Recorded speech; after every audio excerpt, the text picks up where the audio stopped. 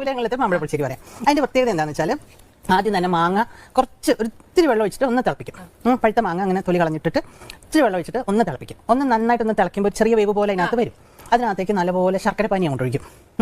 ശർക്കരപ്പാനി ഈ മാങ്ങയും കൂടി ഇങ്ങനെ വഴണ്ട പോലെ ഇങ്ങനെ വഴറ്റി ഇങ്ങനെ ശർക്കരപ്പാനി ഒഴിച്ചിട്ട് നന്നായിട്ട് ഇളക്കണം. അപ്പോൾ അതിങ്ങനെ എല്ലാം കൂടെ കുഴഞ്ഞ പോലെ വരും. എന്നിട്ട് അതിൽ കുറച്ച് നെയ്യ് ഒഴിക്കണം. അപ്പോൾ ആ നെയ്യിന്റെ മണം അതിലോട്ട് അങ്ങോട്ട് പിടിക്കും, ഈ മാങ്ങയിലോട്ട്. അത് അറിയരുത്,